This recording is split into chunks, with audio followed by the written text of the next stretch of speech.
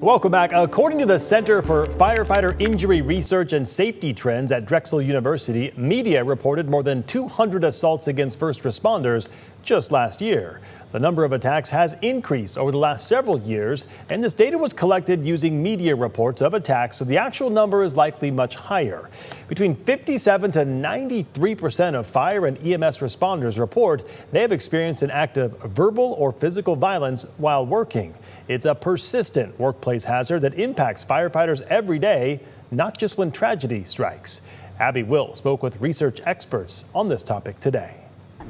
The issue of violence when it comes to firefighters and EMS responders isn't a new issue. It's something that the Center for Firefighter Injury and Safety, also known as FIRST, has been studying for over a decade. There's over 1 million U.S. firefighters, and 67% of those are volunteers. Studies show that verbal violence is the most prevalent form rather than physical. When firefighters and first responders arrive to a scene, FIRST says they aren't always thinking about themselves or their safety, but instead helping others. If a house is on fire, they're worried about putting that fire out rather than thinking the incident will turn to violence against them. FIRST also says that time for training for violent events isn't prioritized. Firefighters and EMS responders are spread thin and don't have time to prepare themselves or their families for a violent attack.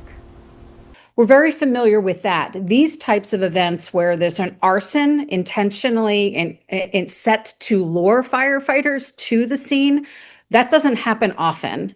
And that's why, when things don't happen often, they become very hard to predict. But that's still our job at the FIRST Center, is thinking about, on every run, the potential that it could turn violent, whether it's a fire run or an EMS run.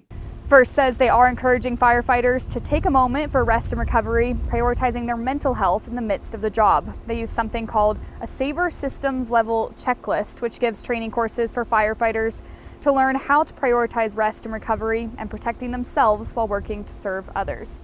And I do want to note, FIRST tells me that this is a very scary time for firefighters as well as EMS responders, not just for them, but also for their families who now are worrying about them having a violent attack while they're doing their job. In North Idaho, Abby Wilt, KREM 2 News.